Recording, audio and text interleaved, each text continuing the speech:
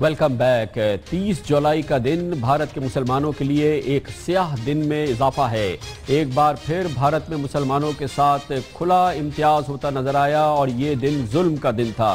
बम्बई बम धमाकों के हवाले से माली मावनत के इल्ज़ाम में याकूब मेमन को इस दिन फांसी दी गई। तमाम माहिरीन, चाहे वो भारत में हो या भारत के बाहर, एमनेस्टी इंटरनेशनल हो, ह्यूमन राइट्स कमीशन हो या इंसानी हुकूक की दुनिया भर की तंजीमें हो, सब ये कहती हैं कि इसमें खुला मजाक किया गया है और एक ऐसे शख्स को जो किसी सूरत में भी इस जुर्म का बराह रास्त उसका कोई ताल्लुक नहीं था, उसे फांसी दी गई है। ना सिर्फ फांसी दी गई है बल्कि उस दिन भारत के इंसाफ की तमाम बिसातें उलटती नजर आई हैं और भारत इंसाफ की जो प्रचार करता नजर आता है वो ज़मी बोस होता नजर आया है। एक दिन में भारत की सुप्रीम कोर्ट ने 2 बार, महाराष्ट्र के गवर्नर ने और सदर प्रणब मुखर्जी ने याकूब मेमन की 4 रहम की अपीलें मुस्तरद कर दी। यानी 24 घंटे लगे और 24 घंटे में 4 बार इस हवाले से रहम की अपीलें की गई और उसको मुस्तरद कर दिया गया। उसकी बुनियादी वजह यह थी कि भारत के वजीर आजम नरेंद्र मोदी का ये हुक्म था और ये उसका एक जज्बा था कि किसी न किसी सूरत में याकूब मेमन को उसकी 54वीं सालगिरह के दिन 30 जुलाई को फांसी पर टांगा जाए। इसके फांसी देने के बाद 24 घंटे में 4 बार तो उसकी रहम की सजा मुलतवी की गई, लेकिन इस फांसी से 3 दिन पहले सिर्फ अपने भाई के जनाजे में शिरकत करने के लिए याकूब मेमन के 2 भाइयों की जो दरख्वास्त थी वो 2 दिन पहले दी गई, लेकिन उसके इंतकाल के और उसकी तदफीन के 3 दिन बाद ये खबर दी गई कि अभी फिलहाल इस पर गौर शुरू नहीं हुआ है। ये था भारत का इंसाफ जो सामने आया। भाइयों को जनाजे में शिरकत के लिए इजाजत नहीं मिली और उसकी दरख्वास्त पे इब्तदा नहीं हुई, उस पर गौर शुरू नहीं हुआ, लेकिन उसकी रहम की अपील को 4 बार मुस्तरद कर दिया। 2 बार सुप्रीम कोर्ट ने, 1 बार भारतीय सदर ने और 1 बार महाराष्ट्र के गवर्नर ने 24 घंटे के अंदर। इसके फौरन बाद इस बात को यकीनी बनाया गया कि भारत के मुसलमान, बंबई के मुसलमान बाहर ना आए और वो किसी सूरत में भी याकूब मेमन के जनाजे में शिरकत ना करें। 35,000 पुलिस वालों को इस मकाम पर लगा दिया गया। दफा 144 नाफिज कर दी गई। भारत के आजाद मीडिया को इशारा कर दिया गया कि इसकी कोई कवरेज ना हो और किसी भी सूरत में इस चीज को टेलीविजन पर ना दिखाया जाए। नहीं दिखाया गया और इसकी वजह से भारत वालों को शायद ये नहीं पता कि इस तमाम पाबंदी के बावजूद याकूब मेमन के जनाजे में शिरकत के लिए बंबई के मुसलमान उमड़ आए। और ये पहली बार ये फुटेज है जो आप इस वक्त अपनी स्क्रीन पे देख रहे हैं। आप अंदाजा लगा सकते हैं कि हद निगाह तक सर ही सर थे। तकरीबन 3 लाख मुसलमान दफा 144 के बावजूद बाहर आए और उन्होंने याकूब मेमन के जनाजे में शिरकत की।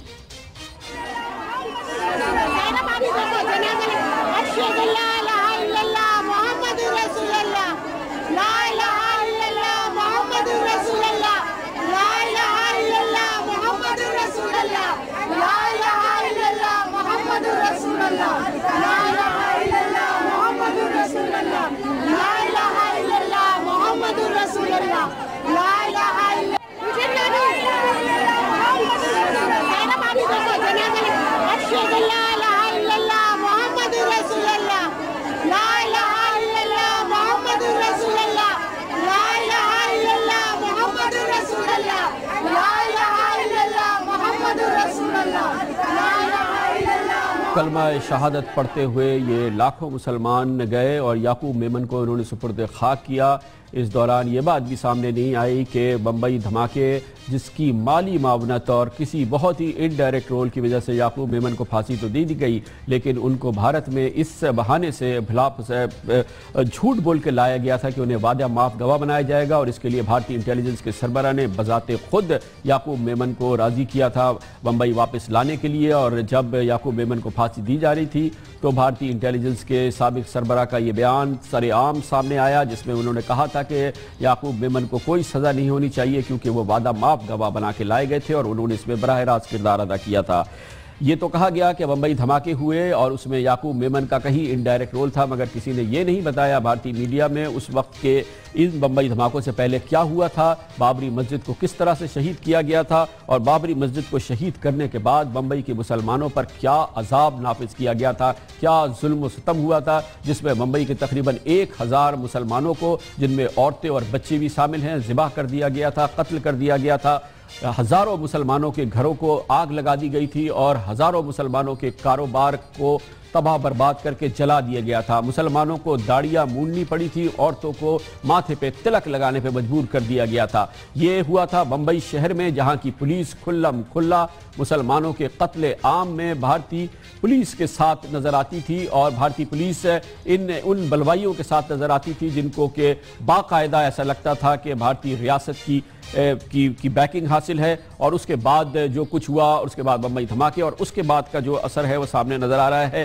बाबरी मस्जिद में के बाद जो मुस्लिम कुछ फसादात हुए थे, एक अंदाजे के मुताबिक उसमें तकरीबन 1000 लोग हलाक हुए थे। मुख्तलिफ दूसरे वाक़यात हैं जिसमें भारत में न सिर्फ मुस्लिम कुछ फसादात हुए हैं, सिख कुछ फसादात हुए हैं और इसके अलावा गुजरात के फसादात हुए हैं, लेकिन आज तक किसी शख्स को इस हवाले से बराह रास्त ना मुलजिम ठहराया गया है और ना सज़ा दी गई है, दरकिनार इस बात के कि किसी को फांसी दी जाए। मुसलमानों पे जो जुल्म हुआ है, ख़ास तौर पे बाबरी मस्जिद की शहादत के बाद, और जिस तरह से मुसलमानों को भारतीय पुलिस ने और बलवाइयों ने उनको तहस नहस किया था, इसकी एक छोटी सी झलक हालिया दिनों में हमें एनडीटीवी के एक प्रोग्राम में नज़र आई, जहां पर एक मुसलमान ने उस रोज़ की कहानी सुनाई जब बाबरी मस्जिद के बाद हिंदू बलवाई बंबई के मुसलमानों पर हमला आवर हुए थे और किस तरह से उसके नौजवान बेटे को पॉइंट रेंज से गोली मार के हलाक किया गया था। ताहिर भाई, क्या हुआ शाहनवाज के साथ? शाहनवाज को बाइकला पुलिस ने मार दी गोली से पॉइंट ब्लैंक रेंज में। क्यों? 17 साल का था और वो 10 तारीख को मारा उसको, 10 जनवरी को। पहले पुलिस 10 बजे डिक्लेयर की कि कर्फ्यू ऑर्डर है, कोई बाहर नहीं निकले। फिर 11 बजे कॉम्बिंग ऑपरेशन के नाम पे गलत फ़ायदा लेके वो लोग ऊपर आए और जितने भी जवान बूढ़े मिले सब लोगों को नीचे लेके आए और किक मार के वो राइफल का जो बट होता है ना, उससे मार मार के वो गाड़ियों में बिठाते गए। मेरे लड़के को नीचे लाए, उसने आइडेंटिटी कार्ड बताया, बोला मैं साइंस में पढ़ता हूँ अल्पेशन कॉलेज में। उसका कार्ड फाड़ के फेंक दिया। किशोर मालकर पीसी था, पुलिस कांस्टेबल। बोलते घूम जा, ये मेरी वाइफ है, ये वहाँ पर थी, ऊपर से देख रही थी। उसको घुमाया, उसके कमर में से लगाया वो राइफल 303 की और दबा दिया। बाद में उसको जस्टिस कृष्ण कमीशन ने, वो मेरे पास आए थे देखने के लिए, और उन्होंने अपने रिपोर्ट में लिख दिया it is cold blood murder from the point blank range. ये मैंने नहीं लिखा, उन्होंने जज ने लिखा। उसके बाद भी पुलिस भरोसा नहीं कर रही है और मेरी एफआईआर लेने से इनकार कर रही थी। कितने सीपी के बाद में गया, लास्ट में मैं बोला हसन गफूर साहब हैं उनके पास जाऊं, वो बोले मैं कुछ नहीं करता, तुम हाई कोर्ट में जाओ। ये अम्मी मत बैठी है शाहनवाज की आपके साथ? जी हाँ। आप कुछ कहना चाहेंगी? वो टूर थी ना नीचे, पुलिस मारने को उठी थी हम लोग को, तो वो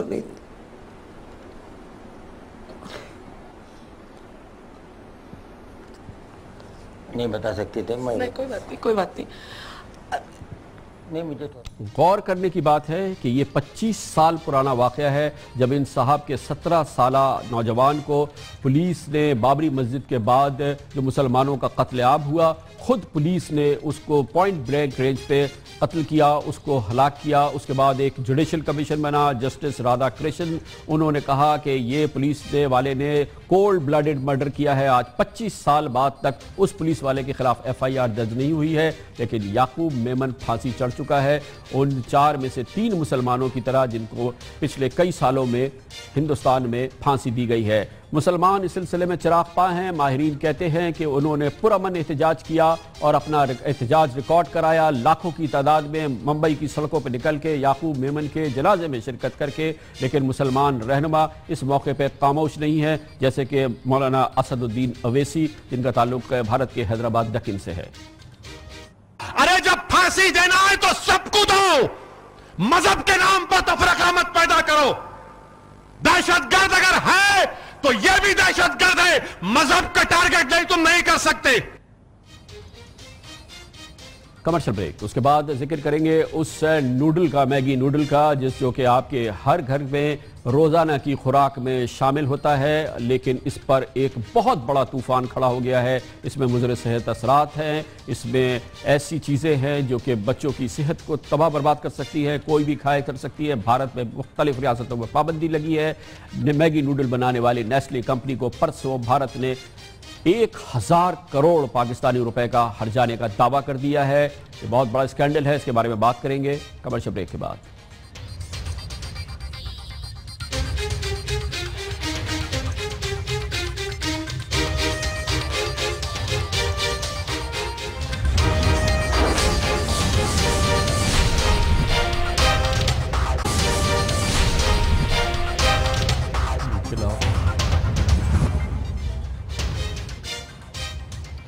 वेलकम बैक। पाकिस्तान के शहरों में कुछ ही घर होंगे जहां ना माँ मैगी नूडल्स से वाकिफ हो ना बच्चे, वरना शुभी किस्मत कहिए कि हमारे घरानों में खिचड़ी, दलिया और चपाती वगैरह से ज़्यादा बच्चे मैगी नूडल्स मांग रहे होते हैं। और माँ के लिए भी आसानी कि 2 मिनट में बच्चे का खाना बन गया, और बच्चे के लिए भी कि ना चबाया ना पिया, बस निगल लिया। सीसा की मात्रा 7 गुना ज्यादा है। मैगी के सैंपल टेस्ट में फेल पाए। डर बैठ गया कि नहीं अब खाना ही नहीं है मैगी को। जब से पता चला मैगी में क्या क्या है, थोड़ा खाना बंद कर दिया मैगी। बच्चों ने खाना बंद कर दिया। जब से न्यूज़पेपर में पढ़ा है तब से तो बिल्कुल बंद हो चुका है।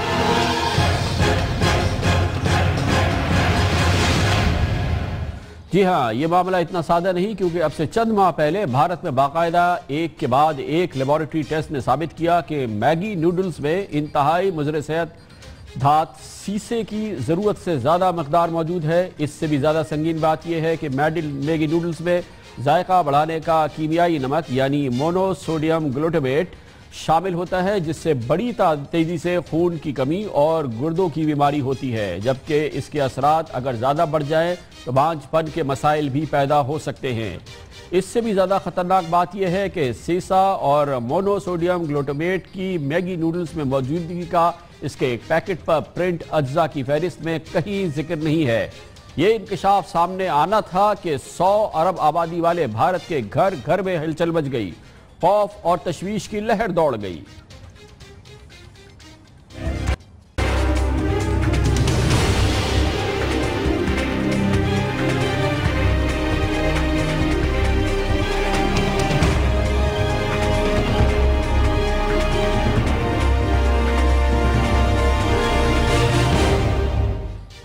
तमाम भारतीय रियासतें हरकत में आ गई। दारुल हुकूमत नई दिल्ली, उत्तर प्रदेश, महाराष्ट्र, केरला, बिहार, एक के बाद एक रियासत में मैगी नूडल्स ने और उसकी सप्लाई, उसकी फरोख्त, यहाँ तक कि उसके इश्तहारात तक पर भी पाबंदी आयद कर दी गई।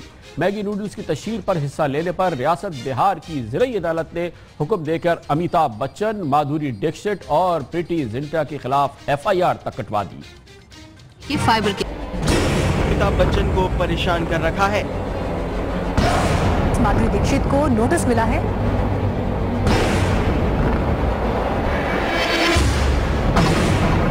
बिग बी, माधुरी दीक्षित और प्रीति जिंटा के खिलाफ मामला दर्ज हो चुका है।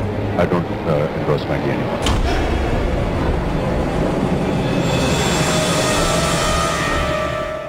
एंग्री मैन कहलाने वाले आलमी शोहरत याफ्ता अमिताभ बच्चन को थाना कचहरी में ही नहीं बल्कि शोबिज़ मीडिया के मुख्तलिफ फोरम पर आना पड़ा और निहायत आजिज़ी के साथ जवाब देना पड़ा कि अगर उन पर कोई जुर्माना आयद किया गया तो वो इसको अदा करने के लिए तैयार हैं। We will fully cooperate with whatever the law says. I want to also add that, I stopped endorsing Maggi 2 years ago. We stopped I don't endorse Maggi anymore now. And that happened 2 years ago, so I haven't been associated with the product. दूसरी जानिब Maggi noodles बनाने वाली Swiss company Nestle को पूरे भारत में दुकानों से noodles के करोड़ों कार्टन उठाने पड़े। BBC के मुताबिक मैगी को अपनी 40 करोड़ टन मसनूआत को ज़ाया करना पड़ा और आलमी शोहरत याफ्ता कंपनी नेस्ले को भारत में नैया डूबती नजर आई। कंपनी के मैनेजिंग डायरेक्टर को बरतरफ कर दिया गया। भारत में सालाना 1800 से 2000 करोड़ रुपयों का मैगी नूडल्स का बिजनेस धड़ाम से गिर गया। अब भी कंपनी की मसनूआत की फरोख्त में हर माह करोड़ों रुपयों की कमी हो रही है, जबकि मुख्तलिफ रियासतों की अदालतों में दर्जनों मुकदमात दर्ज किए जा चुके हैं। हुकूमती कार्रवाइयाँ शुरू ही है और सबसे बड़ा मरहला परसों आया जब सार्फिन की भारतीय वजारत की जानिब से नेस्ले कंपनी पर तकरीबन 1000 करोड़ रुपए हर्जाने का दावा दायर कर दिया गया। बम्बई की हाई कोर्ट ने आज एक पिटीशन की समाअत करते हुए 5 जून से आयद मैगी नूडल्स की तैयारी और तकसीम पर पाबंदी बरकरार रखी और फिलहाल रिटेलर्स के पास जो मैगी नूडल्स मौजूद है उनकी फरोख्त की इजाज़त दे दी। 1000 करोड़ रुपए का दावा। भारत बल्कि शायद जनूबी एशिया में किसी भी मल्टीनेशनल कंपनी के खिलाफ सबसे बड़ा हर्जाना है। जैसे कि हमने आपको पहले बताया कि पाकिस्तान के शहरों में भी हर दूसरे तीसरे घर में बच्चों की सबसे पसंदीदा और मरगूब जो ग़िज़ा है वो नूडल्स है, और जिसका नाम ही मैगी नूडल्स हो गया है। और नेस्ले की हर फूड प्रोडक्ट की दुनिया भर में, और इसकी इम्पॉर्टेंट बात यह है कि दुनिया की हर प्रोडक्ट की और उनकी जो तमाम फूड प्रोडक्ट्स हैं उनकी दुनिया भर में अज्जाए तरकीबी और तैयारी का तरीक़ाकार यानी इंग्रेडिएंट्स और रेसिपी क्योंकि एक जैसा होता है, इसलिए इस बात का कभी इम्कान है कि भारत में बनाए जाने वाले मैगी नूडल्स और पाकिस्तान में बनाए जाने वाले मैगी नूडल्स की तरकीब और अज्जा में भी कोई फ़र्क नहीं है। लेकिन इस हवाले से पाकिस्तान में फूड प्रोडक्ट्स को जांचने वाला कोई हुकूमती इदारा या सरकारी लेबॉरेटरी हरकत में नहीं आई, जबकि ये इत्तला आम थी। भारत से रोज़ाना खबरें आ रही थी कि मैगी नूडल्स के खिलाफ कार्रवाइयाँ हो रही हैं, उसकी फ़रोख्त पे पाबंदी लग गई है, उसके खाने से मुज़र सेहत असरात हैं, उसमें मुज़र सेहत अज्जा शामिल हैं। लेकिन पाकिस्तान में किसी के कान पे जू नहीं रोकी, हत्ता कि बेचारा मीडिया भी सुबह शाम सियासी खबरों में ही जकड़ा रहा। अपने तई नेस्ले ने अपनी वेबसाइट पर सिर्फ इतना कहना मुनासिब समझा कि मैगी नूडल्स पाकिस्तान में मुकामी तौर पर तैयार की जाती हैं। नूडल्स नेस्ले की मुल्तान में वाक़े कबीर वाला फैक्ट्री में तैयार होते हैं। मैगी नूडल्स हलाल और हिफ्ज़ान सेहत के मुताबिक बनाए जाते हैं। अपनी वेबसाइट पे नेस्ले ने मगर ये नहीं बताया कि मैगी नूडल्स में सीसा और मोनोसोडियम ग्लूटामेट शामिल है या नहीं। यही वजह है कि भारत में ये मामला सामने आने के बाद पाकिस्तान में मैगी नूडल्स इसी तरह से बिकता रहा और बिक रहा है। यहाँ इस वक्त सूरत हाल क्या है? खबरें ये है कि अब अचानक मैगी नूडल्स जो है वो मार्केट से गायब हो रहा है या नेस्ले ने फराहम करना बंद कर दिया है। लेकिन पाकिस्तान की मार्केट्स में रिटेलर्स और होलसेलर्स में मैगी नूडल्स के हवाले से इस वक्त क्या सूरत हाल है, ये हम आपको दिखाते हैं। एक खुसूसी रिपोर्ट जो हमारे नुमाइंदे तारिक गौरी ने तरतीब दी है।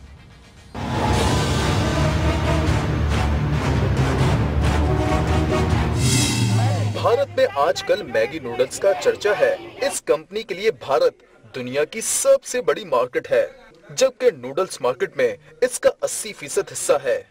लेकिन भारतीय महकमा खुराक मैगी नूडल्स को इंसानी सेहत के लिए मुज़र करार दे चुका है। और अजब बात यह है कि पाकिस्तान के माशी हब कराची में गली मोहल्लों की आम दुकानों पर तो मैगी नूडल्स खुले आम बिक रहा है, मगर थोक मार्केटों से मैगी नूडल्स का स्टॉक आनन फानन गायब हो गया है या फिर गायब कर दिया गया है। 2-3 महीने हो गए मैगी हमारे पास नहीं है। मैगी इस वक्त अवेलेबल नहीं है इसके लिए कि इनकी कोई प्रोडक्ट मार्केट में है ही नहीं। शो फिलहाल मैगी की कोई डिमांड नहीं है इस वक्त। ये कम से कम 4-5 महीने हो गए नहीं है। जब शहरियों से पूछा गया कि क्या इन्हें इल्म है कि भारत में मैगी नूडल्स की फरोख्त पर पाबंदी है और आप और आपके बच्चे इसे खा रहे हैं, तो उनका जवाब कुछ यूँ था। ना अखबार में ऐसी कोई खबर पढ़ने को मिली है, ना मीडिया के थ्रू कोई ऐसी रिपोर्ट मिली है। पाकिस्तान में कहाँ पता चलता है भाई? लोगों को अभी मेरे ख्याल से पता नहीं है ऐसा जैसा कि होना चाहिए। पाकिस्तान में ना तो फूड प्रोडक्ट की क्वालिटी कंट्रोल का कोई फाल इदारा है और ना ही लोगों में आगाही। वक्ती तौर पर मैगी नूडल्स का स्टॉक होलसेल मार्केट से गायब कर दिया गया है, लेकिन चंद दिनों बाद यही दुकानें मैगी नूडल्स से सजी होंगी और मैगी नूडल्स धड़ाधड़ बिक रहे होंगे। प्रोग्राम दुनिया कामरान खान के साथ के लिए कैमरामैन साकिब के साथ तारिक गौरी, दुनिया न्यूज कराची। इस सिलसिले में भारत में क्या हो रहा है, जहां पर नेस्ले और मैगी ऐसा लगता है कि नेस्ले की नैया डुबो चुका है, जहां पर अब नेस्ले को 1000 करोड़ रुपए हर्जाने का सामना है, ये जानते हैं। और इसके लिए जाएंगे मुंबई, जहां पर मौजूद हैं अखबार द इकोनॉमिक टाइम्स के सीनियर एडिटर हिमांशु वॉट्स।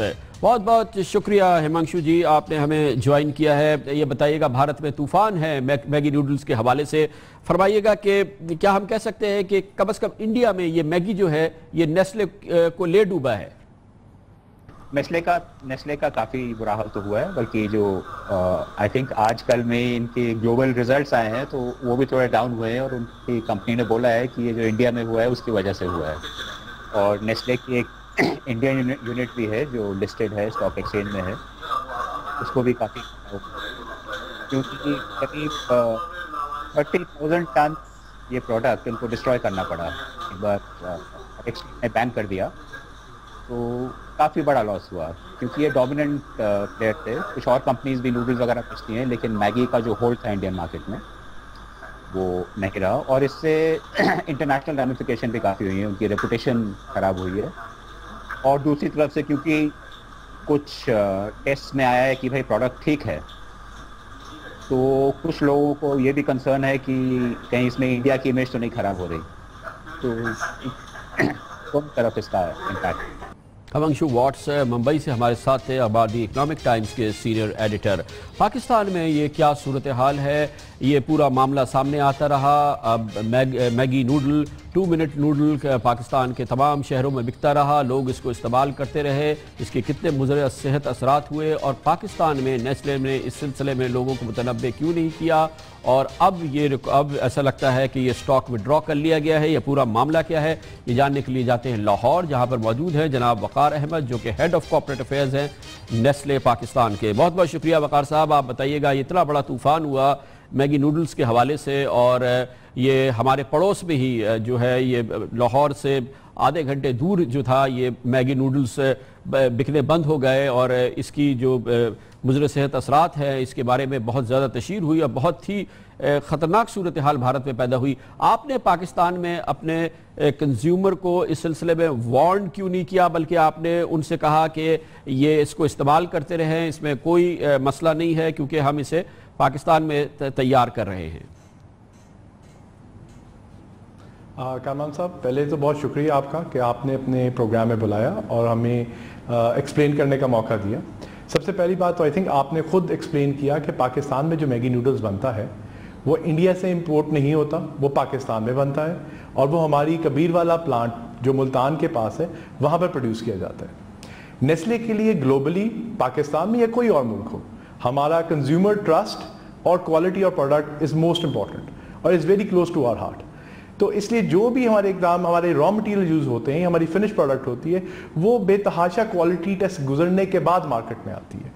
तो जिस तरह मैगी हो या कोई और प्रोडक्ट हो, वो हर सूरत तमाम किस्म के टेस्ट गुजरने के बाद मार्केट के अंदर आती है। अच्छा वकार साहब, इंडिया के अंदर जो एक चीज इंपॉर्टेंट है कि आप जैसी मल्टीनेशनल कंपनीज, नेस्ले जैसे मल्टीनेशनल कंपनीज, इनके बारे में एक बात बहुत अहम है। मिसाल के तौर पे आप किट कैट बना रहे हैं, तो किट कैट चाहे मैं इंडिया में लूंगा, चाहे मैं स्विट्जरलैंड में लूंगा, चाहे मैं यूएस में लूंगा, वो किट कैट सेम होगी। यानी कि जो प्रोडक्ट बनाई जाती है उसके इंग्रेडिएंट सेम होते हैं, उसकी रेसिपी सेम होती है, उसके बनाने का तरीकाकार सही होता है, उसका अंदाज एक होता है। ये कॉर्पोरेट लेवल पे ये नेस्ले डिसाइड करती है कि कौन सी चीज कैसे बनेगी। मैगी नूडल्स ये कैसे है कि आपके मैगी नूडल्स में जो लेड की या शीशे की जो मिकदार है ये कंट्रोल से नीचे थी, या आपके मैगी नूडल में ये जो सॉल्ट है, जो बहुत ही डेंजरस सॉल्ट हो सकता है, मोनोसोडियम ग्लूटामेट, ये कबीर वाला में नहीं मिला रहा नेस्ले पाकिस्तान,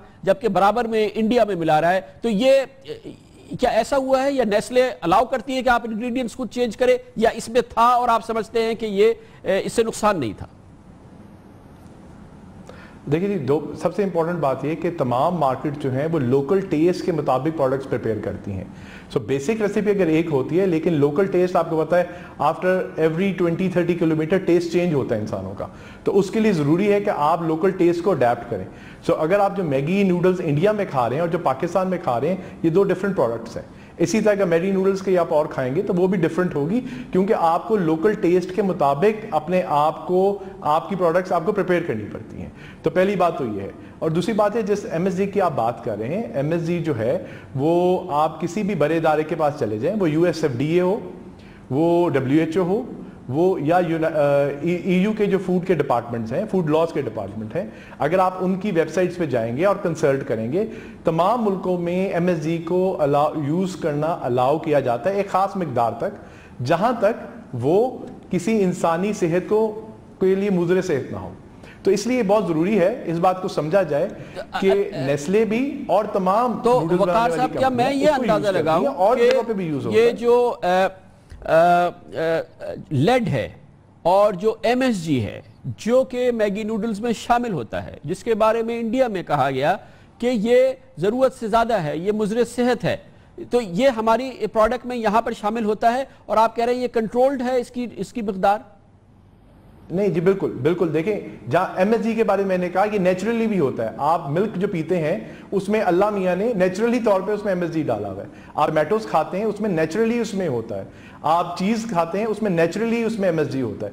तो कुछ चीजें होती हैं जो आपकी नेचुरली चीजें आ रही होती हैं, लेकिन वो अगर मैं नेचर पी लूं, अगर मैं दूध के 4 गिलास एक साथ पी लूं तो वो नेचर जो है वो मुझे उल्टा कर देगी। बिल्कुल इसी तरह से एमएसजी की अगर इतनी चाहिए, अगर हम उससे ज्यादा डालेंगे, मसला तो यही है ना, लेड का और एमएसजी का तक उसके अंदर यूज करना चाहिए, उसके बाद नहीं होता। और तमाम जो अच्छी कंपनीज हैं इंक्लूडिंग नेस्ले, जब वो कोई भी उसकी रेसिपी बनाई जाती है तो इंश्योर किया जाता है कि उसको हिफ्ज़ाने सेहत के असूलों के मुताबिक किया जाए। और जो इंटरनेशनल रूल्स हैं, नेस्ले आपको मालूम है कि इंटरनेशनल कंपनी है और हमारी तमाम जो लॉज फॉलो करते हैं वो इंटरनेशनली फॉलो करते हैं। तो इसमें भी ऐसा बिल्कुल इसी तरह ही है। तो ये फरमाइएगा कि ये इंडिया में इस स्कैंडल के बाद नेस्ले पाकिस्तान मैगी नूडल्स मुसलसल प्रोड्यूस कर रही है, डिस्ट्रीब्यूट कर रही है और ये इसमें कोई कमी नहीं हुई है। हमारी डिमांड बिल्कुल सही है। आई थिंक अगर आप शायद पाकिस्तान एक बड़ा मुल्क है तो शायद आप किसी एक मार्केट में गए हो तो आपको ऐसा रिस्पांस आया हो। और मैंने जैसे कहा अल्हम्दुलिल्लाह हम बिल्कुल ये प्रोडक्ट प्रोड्यूस कर रहे हैं, हम बहुत कॉन्फिडेंट है। हमारी प्रोडक्ट बिल्कुल सेफ है, तमाम सेफ्टी मेजर्स लेके from raw materials to final product बहुत से क्वालिटी मेजर्स लिए जाते हैं। हमारी अपनी इंश्योरेंस लैब्स हैं and then we keep on checking के जी कहां से इंटरनेशनली भी हम अपनी प्रोडक्ट को चेक कराते हैं ताकि किसी किस्म का इस किस्म का चैलेंज ना आए। वंडरफुल, बहुत बहुत शुक्रिया जनाब Irfan Ahmed, head of corporate affairs Nestle Pakistan का मौक़िफ़ ज़रूर शामिल करना था, वो आपके सामने पेश किया, मगर नेस्ले की प्रोडक्ट मैगी इसने तबाही मचा दी है हमारे पड़ोस भारत में। वहाँ पर इसकी पाबंदी है, इस पर इसकी बनाने पर पाबंदी है, इसकी तकसीम पर पाबंदी है और ऑब्वियसली इसको खाने के लिए मना किया गया है। नेस्ले ने वहाँ पर 40 करोड़ टन अपना मैगी नूडल तबाह किया है और अब नेस्ले को मैगी नूडल बनाने की वजह से भारतीय हुकूमत की जानिब से 1000 करोड़ रुपए का हर्जाने का सामना है। खबर से ब्रेक, उसके बाद जायजा लेते हैं एक बार फिर पुलिस का और सिंध पुलिस का। खबरें यह हैं कि यहाँ पर इसकी वर्दी में मलबूस जराइम पेशा लोग काम कर रहे हैं पुलिस में, जराइम पेशा वो भी हजारों की तादाद में। बात करेंगे और इसके लिए हमारे साथ मौजूद होंगे inspector general police Sindh police जनाब गुलाम हैदर जमाली। कमर्शियल ब्रेक के बाद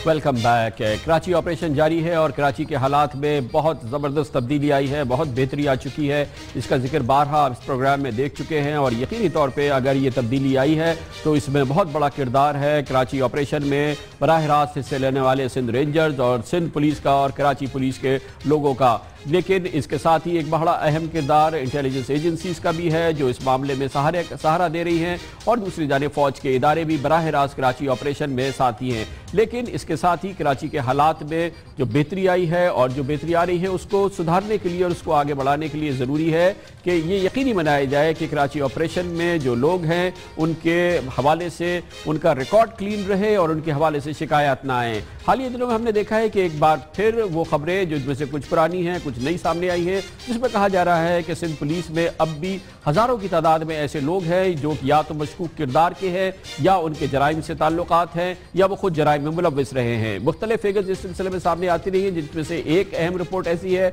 जो खुद सिंध पुलिस के एक सीनियर अफसर ने सुप्रीम कोर्ट ऑफ पाकिस्तान में जमा कराई, जिसमें उन्होंने कहा कि सिंध पुलिस में तकरीबन 3500 अफराद ऐसे हैं जो मशकूक किरदार के हामिल हैं। हालिया दिनों में खबर आई है कि इंटेलिजेंस एजेंसीज ने पुलिस को बताया है कि तकरीबन 1000 ऐसे अफराद हैं जिनके जराइम पेशा से ताल्लुकात है या वो इंतहाई मशकूक है। हमने इसी प्रोग्राम में चंद दिन पहले आपको बताया कि रेंजर्स ने एक खत लिखा है पुलिस हुक्काम को, जिसमें बताया है कि कराची पुलिस में एक इंतहाई अहम पुलिस अफसर अगवा बराए तावान के केसेस में इन्वॉल्व है। इसके अलावा भत्ताखोरी और जराइम की सरपरस्ती के हवाले से भी 19 नाम पुलिस को दिए गए हैं। पुलिस की कारकर्दगी के हवाले से और पुलिस में मौजूद इन काली भेड़ों के हवाले से हम पुलिस का मौक़िफ़ हासिल करेंगे और इसके लिए हमें ज्वाइन किया है इंस्पेक्टर जनरल पुलिस सिंध जनाब गुलाम हैदर जमाली ने। बहुत बहुत शुक्रिया जमाली साहब। आप फरमाइएगा, एक मुश्किल अमल है, आप इस वक्त इस पूरी फोर्स को कमांड कर रहे हैं और उस हवाले से इस पुलिस फोर्स के हवाले से इस किस्म की खबरें बार बार आ रही है। सुप्रीम कोर्ट में ये बात आ चुकी है, उसके बाद अब इंटेलिजेंस एजेंसीज के हवाले से आई है कि 1000 लोग मशकूक है, रेंजर्स कहती है कि 19 लोग मशकूक है।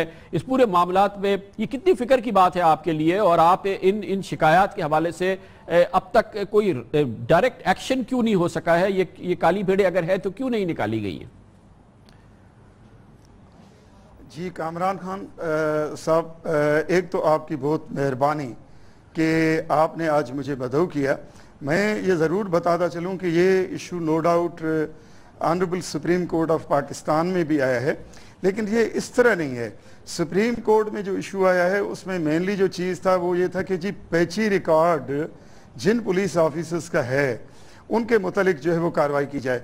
मैंने एक हाई लेवल कमेटी इसमें इस्टेब्लिश किया और उस कमेटी ने सिंध पुलिस के जितने जवान हैं, ऑफिसर हैं, उन तमाम के रिकॉर्ड का जो है वो छानबीन किया और उसमें कोई 3500 आदमियों के नो डाउट चीज़ें आई हैं, लेकिन उसमें मेजॉरिटी उन लोगों की है जिनके डिसिप्लिनरी मैटर हैं और जहाँ तक क्राइम का तल्लक है तो क्रिमिनल एक्टिविटीज़ में कोई जो लोग हैं उनकी बहुत थोड़ी तादाद है जिनके खिलाफ ऑलरेडी हमने एक्शन कर लिया। मैं आपको ये ज़रूर बता दूं कि किसी भी आदमी पे क्रिमिनल रिकॉर्ड का जब हम एलिगेशन लगाते हैं तो एक चीज़ ज़रूर है कि criminal intent in true sense उसमें होना चाहिए। ज़्यादातर रिकॉर्ड जो मैंने छानबीन हमने किया है और उसमें ज़ाहिर है जिन लोगों ने भी हमें बताया है उसमें इस तरह की चीज़ें बहुत कम हैं। डिसिप्लिनरी मैटर नो डाउट बहुत ज़्यादा हैं और ये तमाम की तमाम चीज़ें जो है हम कर रहे हैं और इसमें एक अक्रॉस द बोर्ड और प्योरली समथिंग ऑन मेरिट। अच्छा जमाली साहब, ये फरमाइएगा कि आपने फरमाया कि दरअसल ये पैची रिकॉर्ड है और इस तरह के अगर क्रिमिनल रिकॉर्ड के लोग होंगे तो उसके खिलाफ बराह रास्त कार्रवाई की जाएगी, और एक तरह से आप चैलेंज कर रहे हैं कि अगर कोई ठोस क्रिमिनल पुलिस के अंदर है या उसका क्रिमिनल रिकॉर्ड है तो आपके सामने हो तो आप उसको जरूर उसके खिलाफ एक्शन लेंगे। ये बताइएगा कि ये जो इंटेलिजेंस एजेंसीज के हवाले से और ये तमाम जो खबरें आ रही हैं ये खबरें सही नहीं हैं। मैं कामरान खान साहब आपको बता दूं कि एक चीज़ तो यह है कि पुलिस में जुराइम पेशा जो अफराद हैं उनके लिए ज़ीरो टॉलरेंस है। हमने खुद इसमें एक एक्सरसाइज कंडक्ट किया और जिस तरह मैंने बताया कि मेरे बहुत ही सीनियर ऑफिसर्स जो थे इसमें शामिल थे, उन्होंने भी किया और हमने दाएं बाएं से भी मालूमात बिल्कुल लिए। इसमें कुछ लोगों के तो ज़रूर रिकॉर्ड हमें मिले हैं और जो मिले हैं उनके खिलाफ हमने सख्त एक्शन लिया है, लेकिन ज़्यादातर वो लोग हैं जिनके डिसिप्लिनरी मैटर्स थे, डिसिप्लिनरी मैटर्स में उनके खिलाफ जो है वो एक्शन किए गए हैं। और ज़्यादातर जिस तरह मैंने लफ्ज़ इस्तेमाल किया पैची रिकॉर्ड, जो ऑनरेबल सुप्रीम कोर्ट ने भी ये लफ्ज़ इस्तेमाल किया है, इस पे हम काम कर रहे हैं। मैं एक चीज़ बताऊंगा कि जहाँ तक पुलिस मुलाजमीन पे मुकदमात का ताल्लुक है तो ये पाकिस्तान के तमाम सूबों में होते हैं और कानून के मुताबिक अदालतें इसका फैसला करते हैं। और ताहम सिंध पुलिस को इसमें अगर हम सिर्फ कहें कि ये सिंध पुलिस में, तो ये इस तरह चीज़ नहीं है। दूसरी बात यह है कि पुलिस मुलाजमीन के खिलाफ जो मुकदमात होते हैं उनकी नोयत भी एक जैसी नहीं होती है।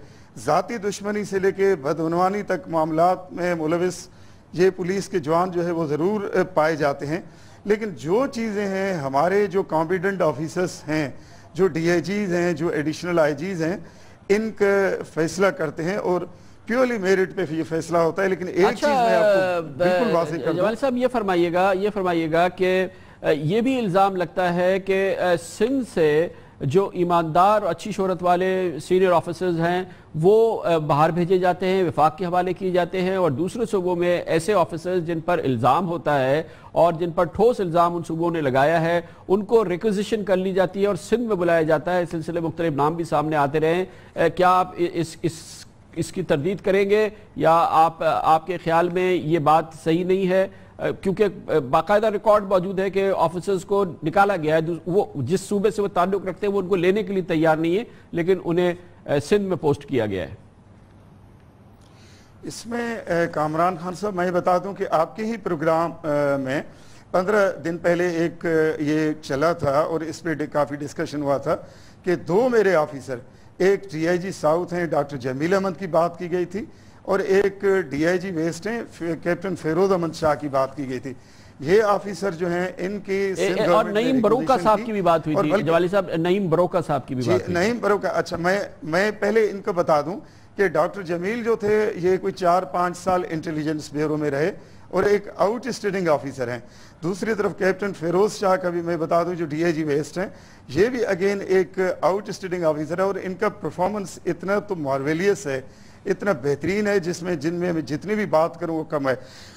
एक खानसा मैं ज़रूर आपको बात करूंगा कि सिंध पुलिस ने बेतहाशा कुर्बानियाँ दी हैं लॉ एंड ऑर्डर को कंट्रोल करने के लिए, कराची को में अमन लाने के लिए, या रेस्ट ऑफ सिंध में हमने तकरीबन 2-3 साल में कोई 600 के लगभग सिंध पुलिस के जो जवान हैं और ऑफिसर हैं, कांस्टेबल से लेके एसपी रैंक तक हमारे ऑफिसरों ने कुर्बानियाँ दी हैं, शहादतें दी हैं। और ये इतनी बड़ी कुर्बानियाँ, इतनी बड़ी शहादतें दी गई कि जिनकी वजह से इस वक्त आप देखें कि अल्हम्दुलिल्लाह लॉ एंड ऑर्डर का सिचुएशन जो है वो मैं ज़रूर कहूँगा कि क्लोज टू आइडियल है थ्रू आउट द प्रोविंस। जी हाँ, बिल्कुल सही है, और शहादतें बिल्कुल दी है और उसको पूरी कौम को उसको सलूट करना चाहिए।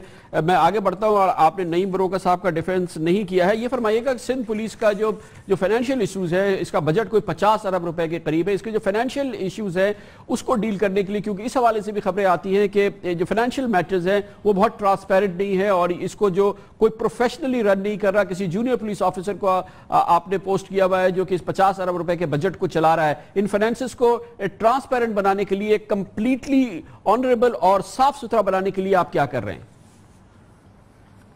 जी कामरान खान साहब, मैं बता दूं कि पुलिस डिपार्टमेंट क्योंकि इज़ ए ह्यूज डिपार्टमेंट और इसमें हर चीज़ के मुतालिक एक मेकनिज़म बना हुआ है। आईजी मौजूद है, एडिशनल आईजी साहिबान मौजूद हैं, डीआईजी साहिबान मौजूद हैं, एआईजी मौजूद हैं, और हर चीज़ का एक मेकनिज़म मौजूद है, एक कायदा और कानून मौजूद है ज़ाहिर है। और हर ऑफिसर का एक कैपेसिटी है और एक मैंडेट है, वो उस अपने मैंडेट के तहत काम करता है। एआईजी है या एसपी है, उसका एक हद तक मैंडेट है, उसके बाद डीआईजीज़ के जो है वो रोल आ जाता है, और उसके बाद एडिशनल आईजीज़ का रोल हो जाता है। और ये तमाम की तमाम चीज़ें जो है वो हम ट्रांसपेरेंट करते हैं। हमारे छोटे मोटे इशूज़ भी काफ़ी जगहों पे आए हैं और at the end of the day वो बिल्कुल क्लीन और साफ नज़र आए। बरोका साहब के मतलब आपने बात की है, मैं आपको ज़रूर बताता चलूँ कि बरोका साहब को सिंध पुलिस में कोई 5-6-7 साल हो गए हैं। 6-7 साल से वो सिंध पुलिस में सर्विस कर रहा है और वो भी काफ़ी अच्छे काम उन्होंने किए हैं। अभी तो शायद स्टाफ कॉलेज में किसी कोर्स पे गए, प्रायर टू दैट वो एडिशनल आईजी डीआईजी ब्रांच थे। जवाली साहब बिल्कुल ठीक है, दोबारा फाइनेंस की तरफ आता हूँ। आप क्या ये दावे से कह सकते हैं कि जो 50 करोड़ रुपए का बजट है, 50 अरब रुपए का सिंध पुलिस का जो बजट है इस वक्त, जो उसका डिस्पोजल है, जिस अंदाज से डिस्पेंसेशन हो रही है, ये कंप्लीटली ट्रांसपेरेंट है, इसमें कहीं करप्शन नहीं है, चाहे वो डीजल के मामलात हो, चाहे वो पेट्रोल के मामलात हो, चाहे व्हीकल मेंटेनेंस के मामलात हो, चाहे परचेजेस के मामलात हो। और जाहिर है कि ये कौम का सरमाया है, अरबों रुपए जो है वो सिंध पुलिस में खर्च किए जा रहे हैं। हमें इस बात को यकीनी बनाना होगा कि एक एक रुपया इंसाफ से और सच्चाई से और ईमानदारी से खर्च किया जा रहा है। जी खान साहब, इसमें तो ये तो बिल्कुल एक हकीकत है कि जितने भी चीज़ें, जितने भी काम हम कर रहे हैं ये बिल्कुल ट्रांसपेरेंट और अकॉर्डिंग टू लॉ हो रहे हैं। और सवाल ही पैदा नहीं होता है कि किसी को कोई हम इजाज़त दें कि एम्बेजलमेंट। लेकिन मैं एक चीज़ आपको ज़रूर बता दूं कि क्योंकि पुलिस एक ह्यूज डिपार्टमेंट है और इसके बहुत कंपोनेंट हैं, बहुत इसके छोटे छोटे डिपार्टमेंट हैं। ज़ाहिर है सिंध में हमारे पास 30 डिस्ट्रिक्ट्स हैं जिसमें पुलिस काम कर रहा है और हर जगह पे एक एसएसपी मौजूद हैं, उनके सुपरवाइजिंग ऑफिसर डीआईजी हैं जो टोटल मॉनिटरिंग करते हैं, और डीआईजीज़ को एडिशनल आईजी साहिबान जो है वो मॉनिटरिंग करते हैं। तो प्रॉपर एक तरीका मौजूद है। एक इसके अलावा खान साहब मैं एक ज़रूर बात आपको बता दूंगा कि पिछले 1 साल में हमने कोशिश की है कि पुलिस में लॉ एंड ऑर्डर के हवाले से टेररिज्म के खिलाफ हमारी बेमिसाल कोशिशें रही हैं और बेमिसाल अल्हम्दुलिल्लाह हमें कामयाबियाँ मिली हैं। न सिर्फ हम टेररिज्म के खिलाफ काम कर रहे हैं, लॉ एंड ऑर्डर पे काम कर रहे हैं कि जिस तरह ये किडनैपिंग फॉर रैंसम वगैरह हमने बिल्कुल एलिमिनेट कर लिए हैं। दूसरी तरफ ये बताऊं कि जो आपने बात की थी कि इम्प्रूवमेंट ऑफ द सिस्टम में हम बहुत काम कर रहे हैं। सिंध पुलिस ने में इस वक्त जवानों की सैलरीज बढ़े हैं। मैं गवर्नमेंट ऑफ सिंध का बिल्कुल सही है जवाली साहब, अफसोस की बात है कि हमारा वक्त खत्म हो रहा है। किसी और मौके पे आपसे मजीद तफसील से बात करेंगे। बहुत बहुत शुक्रिया आपने हमें ज्वाइन किया है। आज की एक और बड़ी अहम खबर, पाकिस्तान के माथे पर, पाकिस्तानियों के ज़मीर के माथे पर हमेशा से इसका बोझ रहा है। आर्मी पब्लिक स्कूल में जो शहादतें हुई, जो दहशतगर्दी का अंधोनाक वाक़या हुआ, हमारे बच्चों को जिस तरह से कत्ल किया गया, अब उनके जराइम करने वालों को, उन दहशत गर्दों को अपने अंजाम के करीब पहुंचाया जा रहा है।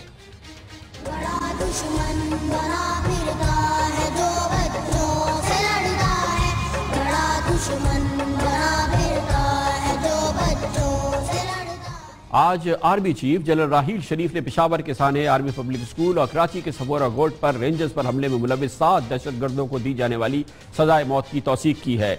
ISPR ने कहा है कि फौजी अदालत से सजाए मौत पाने वाले इन मुजरिमों को अपील का हक हासिल होगा। सुप्रीम कोर्ट की जानिब से फौजी अदालतों की तौसीक के बाद यह पहला फैसला है जिसकी आर्मी चीफ ने मंजूरी दी। फौजी अदालत ने आज एक दहशतगर्द को उम्र कैद की सजा सुनाई, जबकि तमाम दूसरे मुजरिमान को फांसी की सजा दी गई है और इनको फांसी की सजा की तौसीक आज chief of army staff general Raheel Sharif ने कर दी। और इससे इंसाफ का और पाकिस्तान के तमाम उन लोगों का जो इस इंसाफ के मुंतज़िर थे उनका तकाजा पूरा हुआ। हमें याद रखना चाहिए जब ये वाक़या हुआ था उस मौके पर जो बच्चे अल्लाह ताला ने जिनको बचाया था उनके जज्बात क्या थे। रस्तों में, कॉरिडोर में हमारे दोस्त शहीद पड़े थे, उनको गोलियां लगी हुई थी, किसी को 3 किसी को 4, खून उनका बहा हुआ था और सारे जर्द पीले पड़े हुए थे, कुछ जख्मी थे। जैसे अंदर दाखिल हुए बच्चे सारे नीचे लेट गए और उन्होंने हर हाल में हमारी चेयर्स हैं और हर चेयर्स में आके उन्होंने बच्चों को गोली मारी। मैं तो नहीं देख सकता, मेरा बस चले, मैं इनके बड़ा होकर इंशाल्लाह मैं इनकी दुनिया तबाह कर दूंगी, इनकी क्या नाम नस्लें तबाह कर दूंगा। शुक्र है कि इनकी नस्लें तबाह तो नहीं हुई, लेकिन ये तबाह हो रहे हैं और आज इस सिलसिले में फैसला हो गया है। इसके साथ ही हमारे आज के प्रोग्राम का इख्तिताम होता है। कल आपसे फिर मुलाकात होगी। कल तक के लिए कामरान खान को इजाज़त। अल्लाह हाफ़िज़ नासिर।